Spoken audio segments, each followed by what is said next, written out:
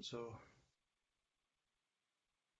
please listen to the upcoming teachings with the proper Mahayana motivation, which is to take the responsibility to benefit all sentient beings, and for that matter, for the sake of enlightening, for the sake of uplifting all the sentient beings, all other sentient beings.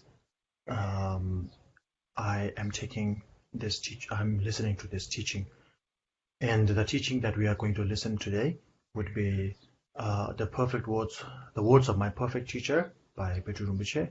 And the subject that we are going to cover today is the analogy or the examples given of the rareness of a human life, especially a human life endowed with the 8 freedoms and the 10 advantages. So this is what we are going to talk about today. Okay. So the full name, the complete name of the chapter that we are going to cover today is known as Reflecting on Images that Show How Difficult It Is to Find the Freedoms and Advantages. So we have covered the 8 freedoms and the 10 advantages couple months back. As we discussed earlier, even though human life itself is quite rare, but rarer than that is a human life that has been endowed with the 8 freedoms and the 10 advantages. So therefore, last week we covered all the obstacles that hinder our practices and so on and so forth. The 16 different obstacles that hinders our practices, that hinders our approach to the path of the Dharma, and so on and so forth. So now now all that is clear, we have been able to find out what works and what does not work and all that.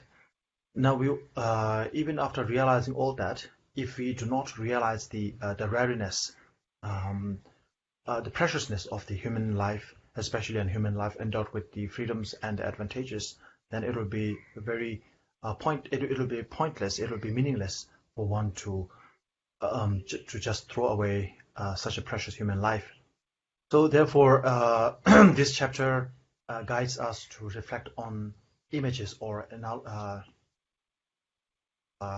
examples given showing how difficult it is to find a human life endowed with the freedoms and advantages. Oh yeah. So on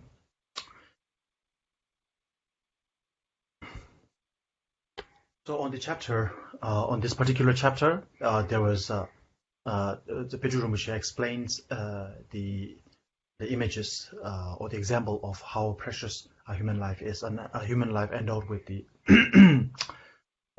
8 freedoms and the 10 advantages. And he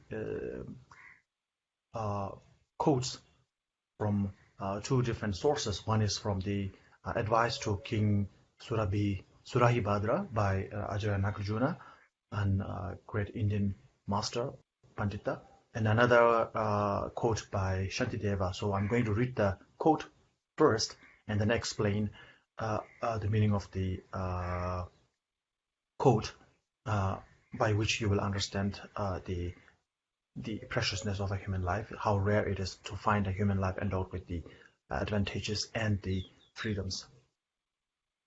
So the 2 quotes are similar to nature. So this is called the okay, let me read it first. First from the Advice to the King by Nagarjuna.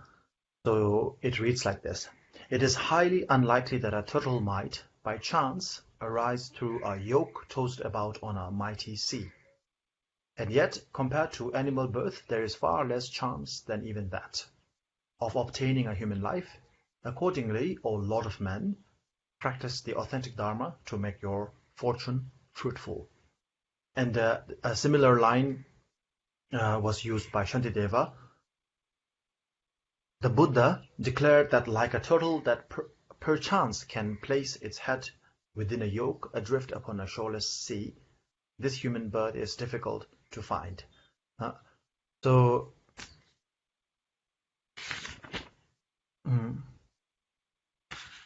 what it means here is, so the example given is that let's say in a mighty sea, in a large ocean, in the ocean, so there is a blind turtle, and the turtle are supposed to live very long life. So every 500, so okay, the story goes like this. So every 500 years, the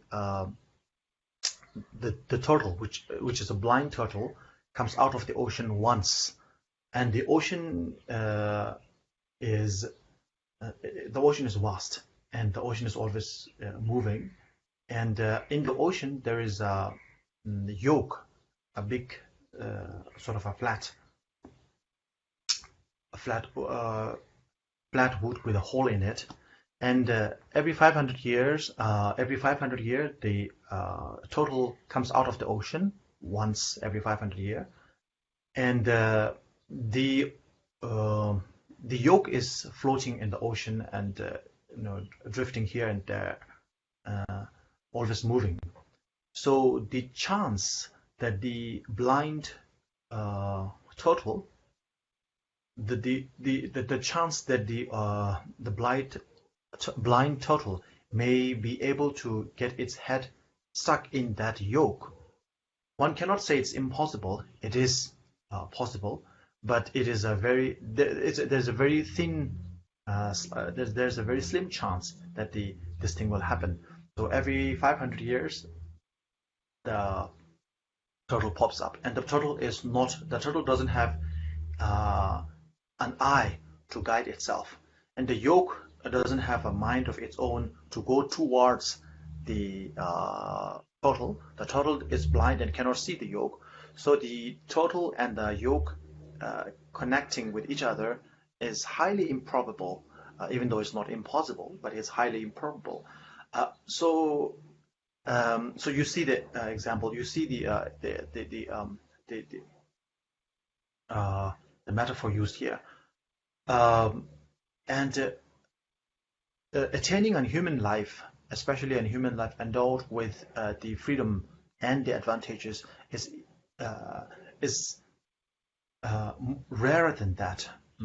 There is less chance that you will be born as a human being endowed with the advantages and the freedoms than the blind turtle coming out every 500 years, getting its head stuck in that yoke.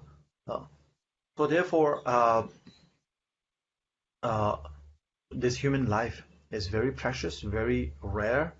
And so when we talk about the rareness, actually we can go, especially in the Lamrim teachings, we can go very, very long, lengthy reasons were given as to from the causal factor.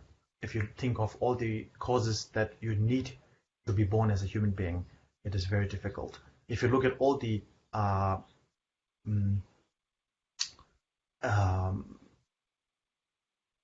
material factors, if you like, all the factors that needs to combine to form a human life, and all the and not just to become a human being, but also to survive as a human being, to sustain life as a human being. So all of these things, when you think about it, when you think of the causes and conditions and materials and everything, then you will understand that human life is precious. So therefore, one has to realize that, and so this is what the quote is about. Another example, another analogy was given from the Nirvana Sutra by Lord Buddha himself. So which is, if you were to throw dried peas or dried beans to a smooth wall, how many of the peas will get stuck on the wall? None, right? And another example was on a very pointy nail. If you are to put these dried peas one by one, how many will stack? How many can you? How many of the peas can you stack on one very sharp and pointy needle, sharp or pointy nail? So it's highly improbable that you will get one or two. So these were the examples. These were the examples given as to show the rareness of human life. So this is from the Nirvana Sutra. So this is how this just shows the nature of rareness, nature of preciousness the human life is. Just because it's rare doesn't mean it's precious, right? It is precious because it is not only rare, but it is also very useful and meaningful if you it's very meaningful if you use it right. That's what makes it precious. Just because something is rare doesn't mean it is it's precious. There is only one Hitler, but it doesn't make Hitler a precious human being. So so you get the point. So it has to be not just because it's rare that it is precious, but because it's rare and it has the potential to be used to be used and to be utilized in the most productive way or in the most beneficial way, and so therefore it becomes precious. So now we will go into we will dissect into more details of why the human life is more precious, and for this we use the comparison. We use the comparative analogy with other lives vis-a-vis the human life, such as the hell being and so on and so forth. So, for example, so we have the three upper realms and the three lower realms. So the lowest of the three lower realms is the hell realm. So if the hell realm is something like if for example, if the hell realm is the stars of the night, in the evening when it's dark, the night is filled with stars.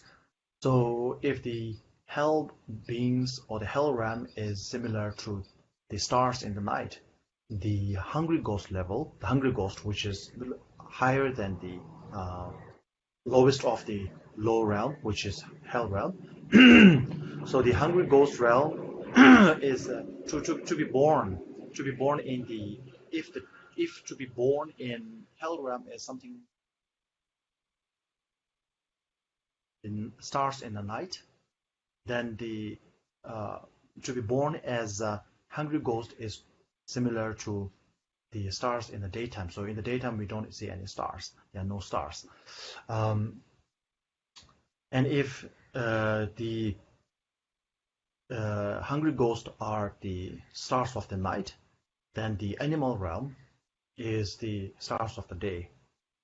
And if the animal realms are the stars of the night, then human realm is the stars of the day. So you see the comparison being made here. Another example is if the that if the hell realm is similar to the specks of dust in the whole world, which is too many, and then the pretas or the hungry ghost are similar to the sand in the Ganges River.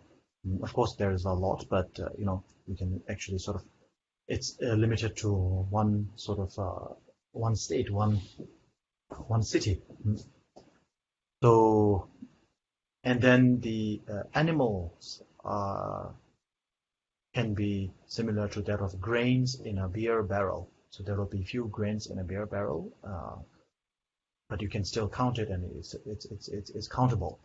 And then the asuras, which is the demigod realm, which is also part of the higher realm, can be as snowflakes in a blizzard. And but the gods and the humans are as few as the particles of dust on a fingernail.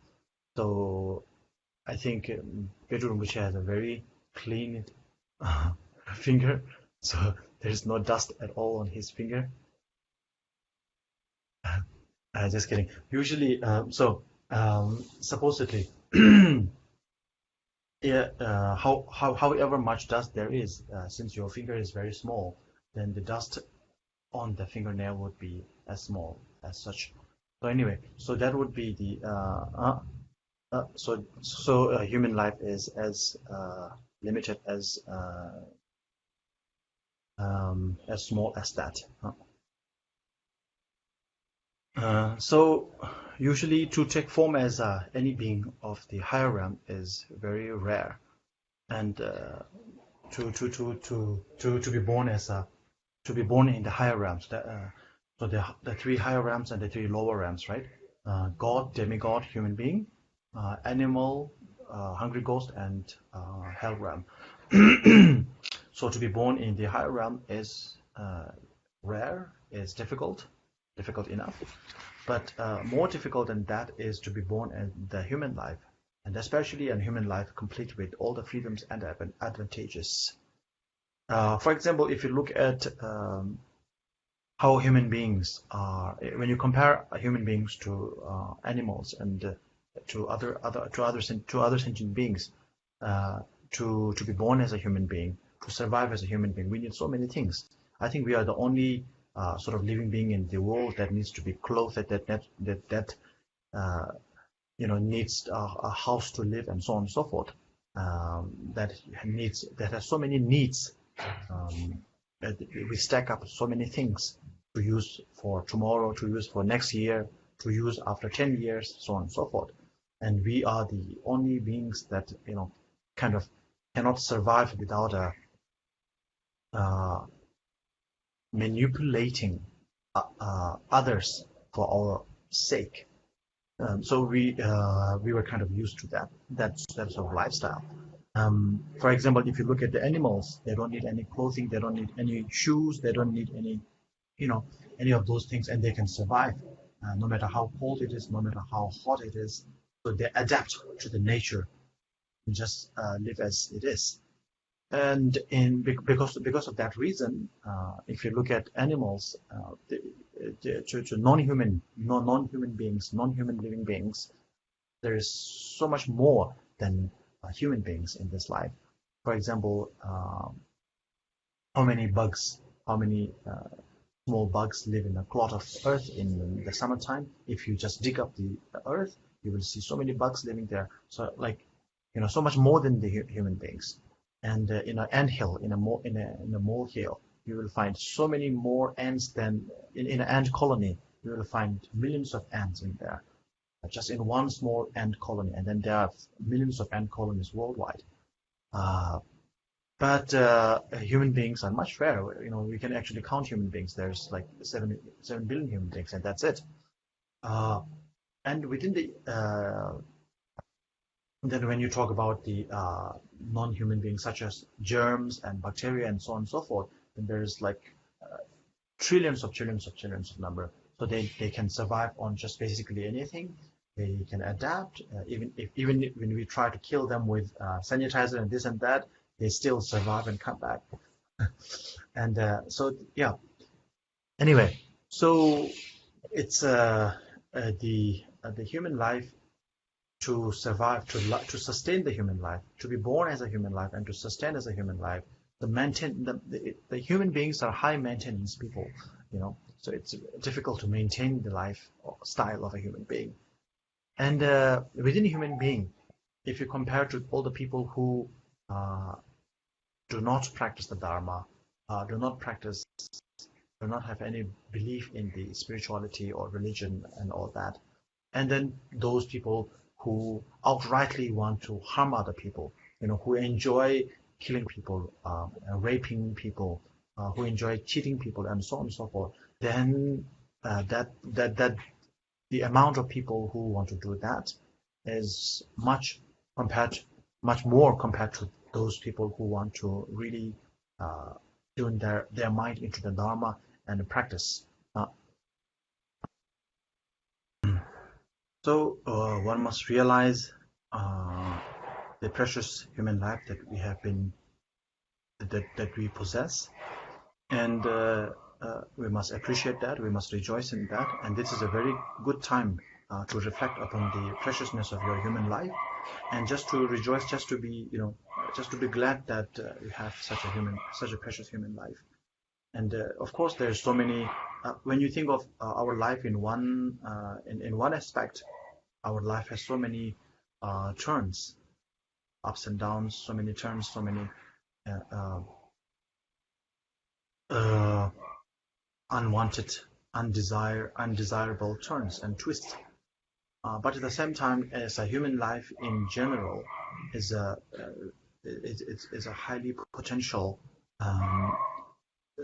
endowment in itself. And to be born as a human being, you have worked so hard in many lifetimes, not just one or two lifetimes, but many lifetimes. You have worked so hard to be born. So whatever life that you have right now, actually in your previous life, you actually dreamed about having this life.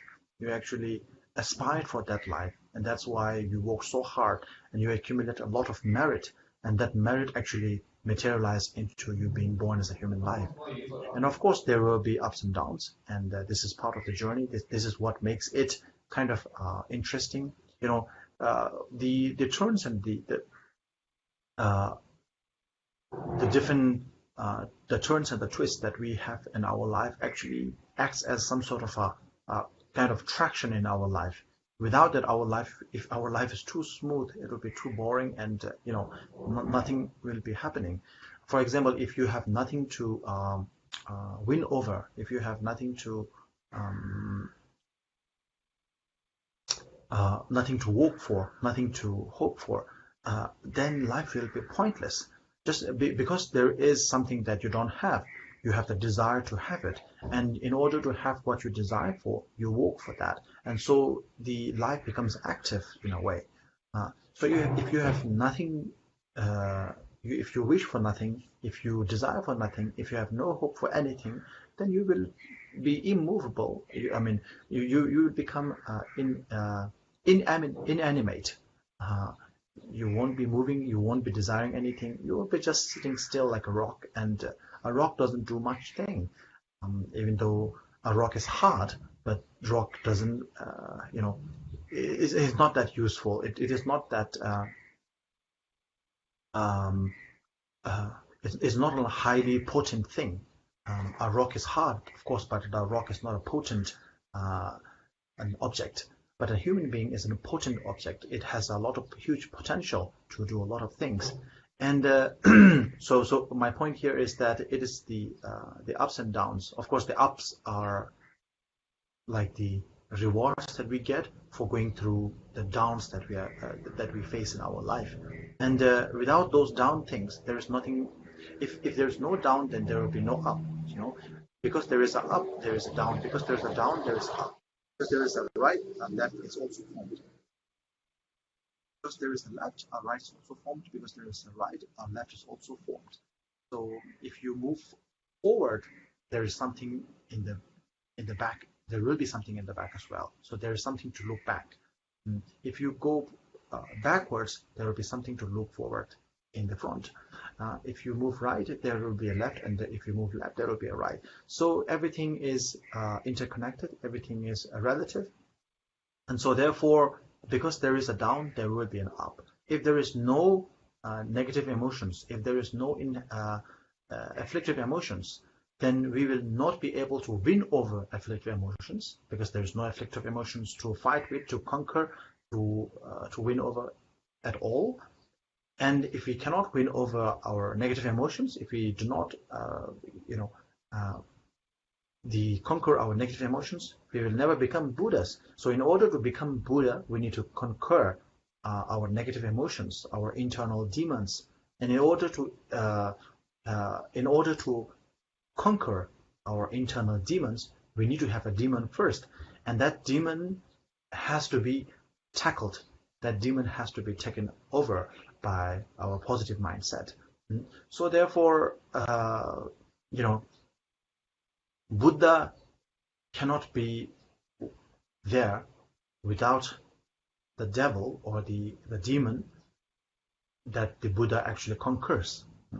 I'm not talking about a historical Buddha. I'm talking about Buddha in the sense of enlightened mindset, enlightened mindset, enlightened being. So to become an enlightened being, first you have to be non-enlightened. So if you are not enlightened, then you conquer your ignorance. You convert your ignorance into knowledge, and you all the negative emotions, and then you become a Buddha. So if there is no negative emotions, if there is no demon inside, then there will be nothing to conquer, and then you will never become a Buddha, a conqueror, a victor. So therefore, okay, so what we need to understand here is that the human life is precious, and one must all of us here engaging in this conversation, we are possessed with the precious human life, endowed with the eight freedoms and the 10 advantages, and so therefore we should rejoice over that. Even though there will be ups and downs in life, just don't brood over them. Ups and downs are all important, because ups create down and down creates up, so they are both interrelated. So this is what we have to keep in mind. Oh yeah. Now there's a quote that Patrul was using, and it's quite useful, quite poignant. So I will read that quote. To come across a precious jewel is nothing compared to finding this precious human life. Look how those who are not saddened by samsara, meaning those who do not have renunciation, who are not troubled by the what's happening in samsara, fritter life away. So if you think the human life, the samsaric life is beautiful, and if you get stuck in the samsaric life, if your mind is stuck in the samsaric life, then your body and eventually yourself will also be stuck in the samsaric life. Yeah, so this is what it is talking about. To win a whole kingdom is nothing compared to meeting a perfect teacher. Look how those with no devotion treat the teacher as their equal.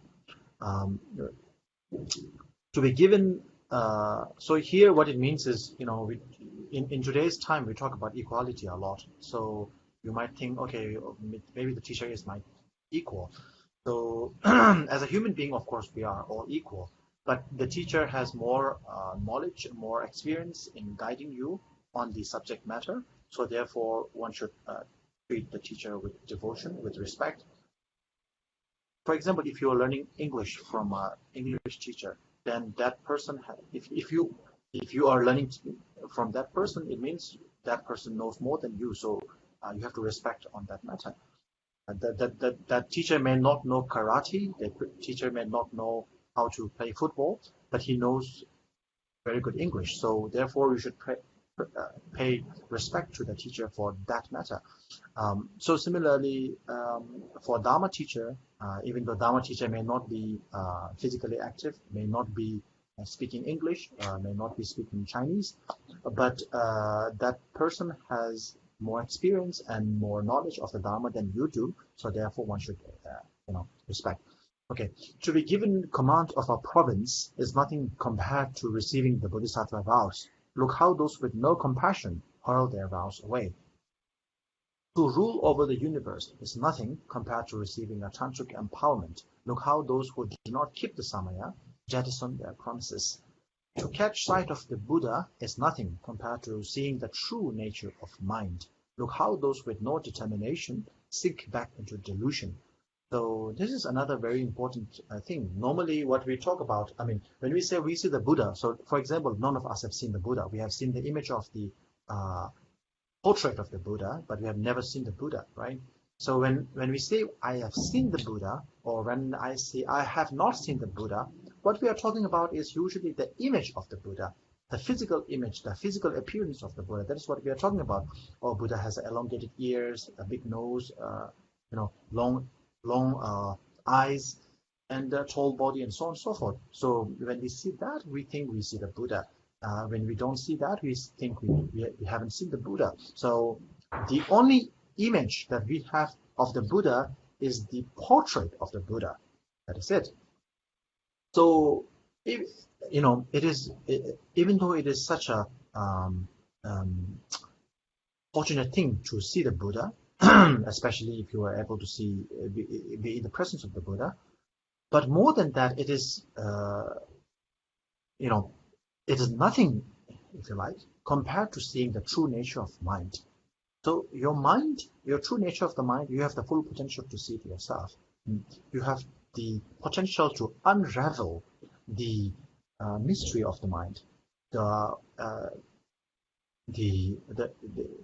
machinery of the mind, how the mind, the science of the mind, how the mind works, and all that. And when you reveal that, you are a Buddha already. So therefore, this is what a Buddha is. Not the image, not the portrait, not the physical appearance. That is not the Buddha. That is an aspect of the Buddha. Physical appearance. My face is not me. My face is an aspect of myself, an appearance of myself. I can appear without a mustache. Last week I have a mustache, I have a beard, so I can appear in different forms. I can, I can come with glasses, without glasses. So these are all different aspects of me, not me. But similarly, the appearance of the Buddha is not the Buddha. So when you unravel the mysteries of the mind, when you uncover all the fabrications that is covering the mind, then what remains is the mind. And when you unravel that, then you see the Buddha himself. So there are some traces of this chapter left, but I think we are over time today, so we will open for the questions now. Yes, Rinpoche, we have one question. I'll read the question right now. Prostrate to Rinpoche. After we have learned that human life is rare and difficult to find, etc., how can we prolong our positive practice time instead of being remiss from time to time? Thank you, Rinpoche. Thank you, Rinpoche. Yeah, so very good question. So on this, I would like to share it's like a not really a quote, but something that we usually say to each other in the monastery. So something called in Tibetan.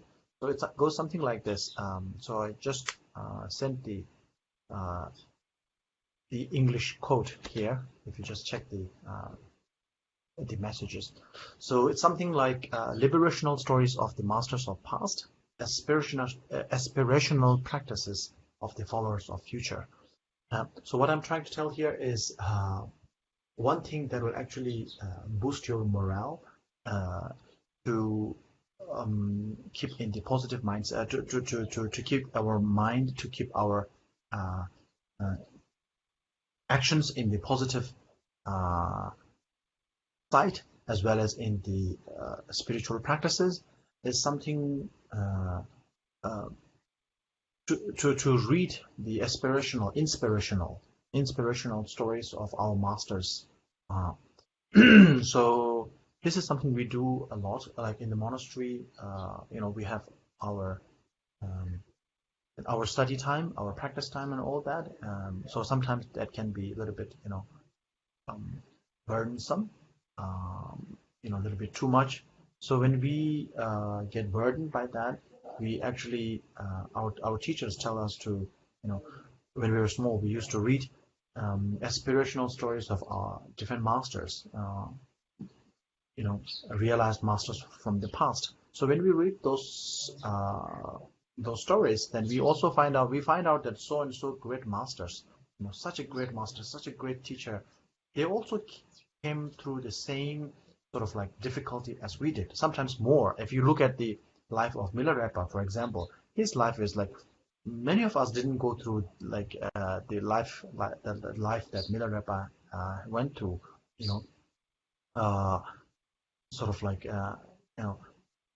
being born in a very rich family, and then after the death of the father, being kicked out of the rich family, and then to work as a slave in, so that kind of thing. And then in order to take revenge upon your own uncle and aunt, you go to learn black magic and you kill all. So this kind of thing, what do we have to do? This is something that not many of us have been through. Of course, all of us have our own challenges. It's different. It's the challenges that we go through. We cannot say my challenge is more and your challenge is less, but it is something that we all go through. So when we look at all the different masters and Lord Buddha himself, if you look at his story, so at one point, if you look at him, he seems like a spoiled little brat. He was born in a palace. He has such a beautiful wife. He has everything he has, and he's not satisfied. He wants to go out. He wants to do something else. His father provided everything for him, but he still wants to do something else. So he's a very spoiled person, if you look at from that point perspective. So he wanted to do something else, and when he went out, he doesn't want to be in the palace, which everyone wants to be in. He doesn't want to live life with the riches, which everyone loves, but he wants to abandon all of that. He wants anyway, and the same goes with many teachers. So if you look at all these things, so everyone goes through a different type of challenges. In today's time, we can talk about these things that what Lord Buddha went through at that time when he was in the palace. In today's time, we can understand that he was actually going through a depression. So it's a different type of depression, if you like. It's not a selfish depression, but it is a depression of a kind. And so therefore, we all go through different challenges. So from Lord Buddha's life story, we can learn a lot of things. From Tsongkhapa's life story, we can learn a lot of things. From the Milarepa's life story, we can learn a lot of things. From Marpa's life itself, a lot of things to learn. And so what I'm trying to tell here by saying learn, what I'm trying to tell here is that it will encourage you to keep to keep on the right track. It will encourage you. It will give you confidence that even though you are making mistakes, even though you are falling down, you can still get yourself up. There's a saying, fall down 7 times, get up 8 times. So so none of the masters of the past were perfect from the beginning or in the middle. So they began as a zero and they became heroes. So in the beginning, there were nothing. Some of them were, in the whole village, everyone is illiterate, and they are the only one who started something. So, it is about the persistence that you put through, and nobody is free from challenges from millennia and millennia ago. So during Lord Buddha's time, 2,600 years ago, Lord Buddha has his own challenges, his own, difficulties. Shantideva's time, Tsongkhapa's time, Milarepa's time, everyone has going through their own challenges. So we are also going through different challenges, and that those challenges are usually are the ones that test us with our practices and our samayas and so on and so forth. So these when we read the biographies of different masters, then we learn a lot how to tackle those challenges. Even if you look at the many of the, for example, the sixth Dalai Lama, his life story is very interesting, different from all the other Dalai Lamas, and so on and so forth. So and so this, as the saying goes, liberational stories of the masters of the past, aspirational practices of the followers of future. Yeah.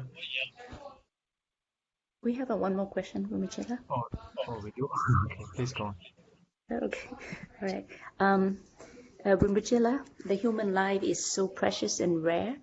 If someone wants to destroy his own body, such as commit suicide, can you please explain how harmful it is? Thank you, Rinpoche. Okay, so very interesting question again.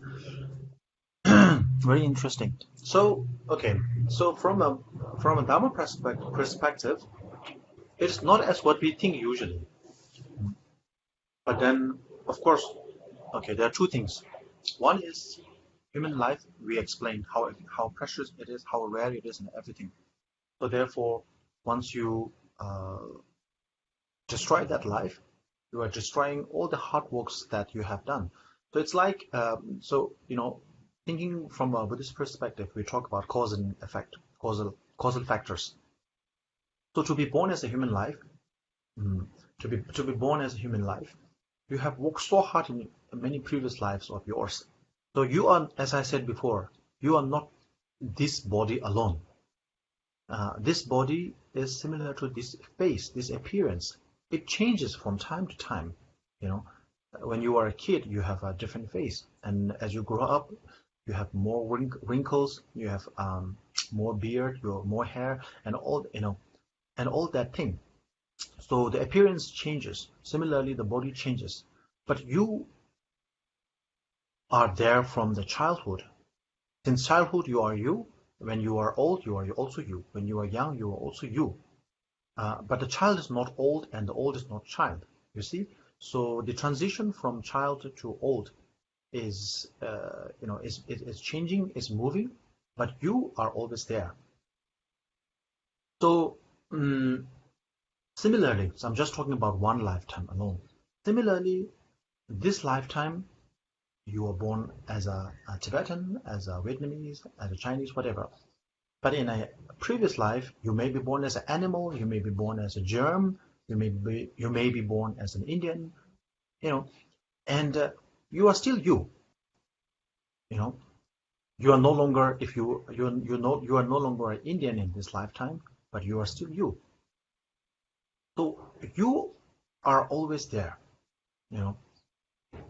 Even though there is your body changes, your physical appearance changes, you are always there. And you are the one who have worked so hard to have this life, to have this precious human life. And when you end your life, when you commit suicide, you are ending all of that. So everything that you have worked so hard for, you are ending all of that because of some whatever issue that is. So I'm not going to say it's a minor issue, but many of the time when we commit suicide, when we age to when we age over to the to the limit, when we age over to the point where we are going to commit suicide, we're usually thinking very narrow-mindedly. That's for sure. Okay, there's a big issue, there's a small issue, doesn't matter. But when we come to the point of ending our life, you're usually thinking very narrow-minded. That's for sure. The cause of why you want to end your life, there may be small ones, it may be big ones. But when you actually come to the point of ending your life, you're actually thinking very narrow-mindedly. Only when your mind becomes narrowed down, you wanted to end everything. You wanted to destroy everything. Right? So there may be big reason, there may be small reason why you want to end your life, why you want to commit suicide. But when you come to that point of ending your life, you're actually thinking in a very narrow-minded way. And that being said, when you commit suicide, you are not thinking about the people who love you, who care for you. Of course, there may be some reason. Okay, you are ending your life because you're not getting what you wanted from a particular person or from a particular thing. Maybe it's a financial reason. Maybe it's a romantic reason. Maybe it's out of shame, out of embarrassment, or whatever. But when you leave, you are making everyone around you worried. Of course, everyone around you lose you forever, so to speak. And the grief that everyone who loves you, who is around you, has to go through for your selfish act, for your narrow-minded act, it's tremendous. So therefore, in this regard, committing suicide is is something that one should shun. One should refrain from. One should also remember that no matter how big or small your problem is, there's always a way out, and there's always a way to ease out. If there is no way out, there's a way to ease it out, and so this is something you should keep in mind. Yeah. So I was talking about the Buddhist perspective, the spiritual perspective, and the Dharma perspective, and the conventional perspective is different, right? So normally when we say, oh, if you kill yourself, then it's such a bad karma, and then you will be no longer be you'll be born as whatever, like you will no longer be born as a human being for 500 years and things like that. It's true in a sense, because if you waste away all your positive karma, now you have to work everything again. So it's like you have made $500 billion, and then you just throw it all away. And if you have to start from scratch to make $500 billion, then it will take a long time. So, it's a similar.